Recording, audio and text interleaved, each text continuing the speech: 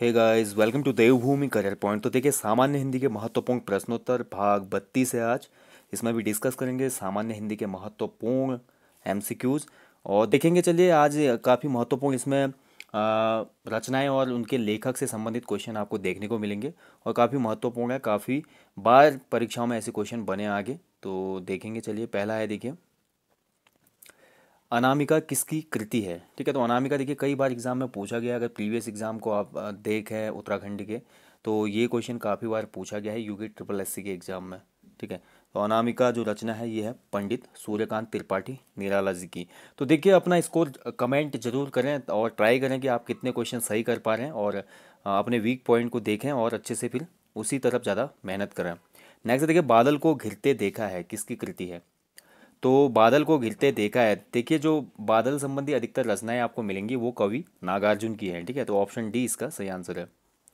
अगर देखिए नमक का दरोगा, तो ये तो आपको सबको ऑब्वियसली आना ही चाहिए, ये आपके पाठ्यक्रम में भी शामिल एक लेसन था।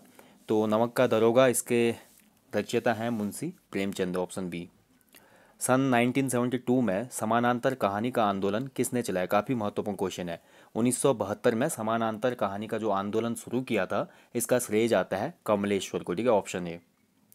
कर्मनासा की हार किसकी प्रसिद्ध कहानी है। तो कर्मनासा की हार ये प्रसिद्ध कहानी है, ऑप्शन सी, शिव प्रसाद सिंह। ठीक है, ध्यान रखेंगे, शिव प्रसाद सिंह। नेक्स्ट देखिए, आचार्य शुक्ल ने हिंदी साहित्य के प्रारंभिक काल को क्या कहा है। तो आचार्य शुक्ल ने, देखिए हिंदी साहित्य का जो काल है वो हिंदी साहित्य के अंतर्गत हम पढ़ते हैं। इस पे भी मैंने हिंदी वाले प्लेलिस्ट में आपको एक वीडियो दी है, तो वहाँ पे आप देख सकते हैं। तो आचार्य शुक्ल ने हिंदी साहित्य के प्रारंभिक काल को बोला है, ऑप्शन बी, वीर गाथा काल। ठीक है, ऑप्शन बी इसका सही आंसर है। नेक्स्ट देखिए, इतिहास के आंसू के रचयिता कौन थे। तो इतिहास के आंसू ये रचना है मशहूर जो साहित्यकार है रामधारी सिंह दिनकर, ऑप्शन डी। कबीरदास की भाषा कैसी थी। तो देखिए, कबीर ने काफ़ी अच्छी अच्छी रचनाएं दी और साखी सबद रमैनी, ठीक है, उनका जो संकलन है, और उसमें उन्होंने कौन सी भाषा का उपयोग किया था रचना में, क्वेश्चन में ये पूछा जा रहा है। तो कबीर की जो भाषा थी वो सदुक्कड़ी भाषा थी। ठीक है, ऑप्शन बी। बिहारी ने क्या लिखे थे। ठीक है, तो क्वेश्चन देखिए कैसे घुमा के दे दिया। ऐसे क्वेश्चन बनते हैं आजकल यूके ट्रिपल एससी के एग्जाम में भी। तो बिहारी ने क्या लिखा था, दोहे लिखे थे, कविता, पद या चौपाई। तो बिहारी को हम जानते हैं, ज़्यादा फेमस थे दोहे के लिए, ऑप्शन ए। श्री रामचरितमानस की भाषा क्या है। ठीक है, तो श्री रामचरितमानस जब लिखी गई तो इसकी जो मूल भाषा थी वो किस में लिखी गई थी ये। तो श्री रामचरितमानस लिखी गई थी, ऑप्शन सी, अवधी भाषा में। ठीक है, ऑप्शन सी इसका सही आंसर है। नेक्स्ट देखिए, सन्नाटा किसकी कृति है। सन्नाटा महत्वपूर्ण है। सन्नाटा ये रचना है भवानी प्रसाद मिश्र की। हरिशंकर परसाई की मुख्य विधा क्या थी। तो हरिशंकर परसाई, ठीक है, इन पे मैंने वीडियो भी दिया है आपको, हरिशंकर परसाई जी पे। और इनकी जो मुख्य विधा थी जिसमें पारंगत थे, ये व्यंग्य के लिए जाने जाते हैं। ठीक है, व्यंग्य। अगला देखिए, युगदीप के रचयिता का नाम बताइए। तो युगदीप के रचयिता हैं, इसका राइट आंसर है ऑप्शन बी, उदय शंकर भट्ट। हिंदी भाषा में प्रकाशित पहले पत्र का नाम क्या था। तो ये काफ़ी महत्वपूर्ण क्वेश्चन है कि हिंदी भाषा में प्रकाशित होने वाला पहला पत्र कौन सा था। तो ये था ऑप्शन बी, उदंत मार्तंड। ठीक है, ध्यान रखेंगे, उदंत मार्तंड। पंडित जुगल किशोर शुक्ल किस पत्र के संपादक थे। तो जुगल किशोर शुक्ल जी का संबंध है, ऑप्शन ए, उदंत मार्तंड से। ठीक है, इसी संपादित किया था। नेक्स्ट देखिए, हिंदी प्रदीप कहाँ से प्रकाशित हुआ। तो हिंदी प्रदीप आपने बताना है कहाँ, जो जहाँ प्लेस बताना है इसमें कि कौन से प्लेस से प्रकाशित होता था हिंदी प्रदीप। तो इसका राइट आंसर है ऑप्शन डी, इलाहाबाद से प्रकाशित होता था। नेक्स्ट देखिए, गणेश शंकर विद्यार्थी किस पत्र के संपादक थे।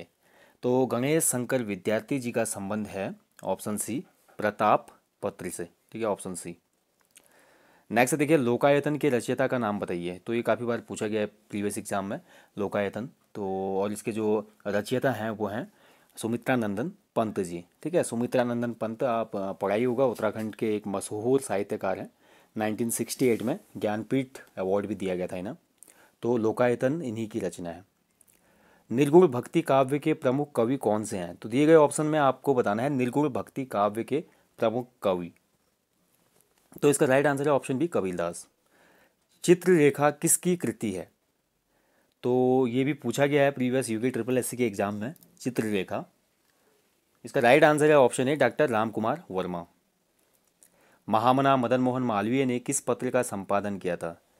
तो मदन मोहन मालवीय जानते हैं जिनको हम एक क्रांतिकारी के रूप में, स्वतंत्रता सेनानी के रूप में, इन्होंने संपादन किया था ऑप्शन डी अभ्युदय पत्र का। ठीक है, ध्यान रखेंगे अभ्युदय। सरस्वती का प्रकाशन कहाँ से शुरू हुआ था? तो सरस्वती पत्रिका देखिए ये भी पूछा गया है कई बार प्रीवियस एग्जाम्स में, और सरस्वती पत्रिका शुरू हुई थी इलाहाबाद से, ऑप्शन सी। छायावाद के प्रवर्तक कौन थे? तो छायावाद इसको शुरू मतलब करने का श्रेय, मतलब जहाँ से शुरू हुआ ये, इसके प्रवर्तक कौन माने जाते हैं छायावाद के? तो इसका जो राइट आंसर है वो है ऑप्शन ए जयशंकर प्रसाद। ठीक है, नेक्स्ट देखिए सुदामा पांडे का प्रजातंत्र किसकी रचना है? तो सुदामा पांडे का प्रजातंत्र ये रचना है ऑप्शन डी धूमिल की। ठीक है, तो ये था गाइज आज सामान्य हिंदी भाग 32, जिसमें हमने कुछ महत्वपूर्ण रचनाएं, उनसे जुड़े हुए कवि, साथ ही कुछ महत्वपूर्ण पत्रिकाएं और उनका संपादन किसने किया था ये क्वेश्चन देखे। देखिए इसके लिए मैंने अभी तक आपको शुरू नहीं किया यहाँ पे हिंदी साहित्य का इतिहास। ठीक है, डिस्क्रिप्टिव वीडियो नहीं आई है उसकी, हिंदी व्याकरण तो लगभग पूर्ण हो चुका है। जल्द ही हिंदी साहित्य का इतिहास भी शुरू होगा, तब आप समझ पाएंगे छायावाद युग क्या था, और साथ ही वीर गाथा काल किसे कहा जाता है, नई कविता का युग किसे कहा जाता है। ठीक है, तो जल्दी ही डिस्क्रिप्टिव सेशन शुरू करेंगे हिंदी लिटरेचर का। तो तब तक आप जितने भी प्रैक्टिस हो सकते हैं, प्रैक्टिस सेट जो आपको देता हूँ मैं यहाँ पे एमसीक्यूज बेस्ड, इस पर अपना आपने इसको अटैम्प्ट करना है और अपना स्कोर भी कमेंट करना है साथ में। ठीक है, और साथ ही जो यूके जी के टेस्ट सीरीज थी वो भी चलते रहेगी, बस आप वेट करें और अच्छे से अपनी स्टडी करें। तो जल्दी ही मिलते हैं, अपना ध्यान रखिए। जय हिंद, वंदे मातरम।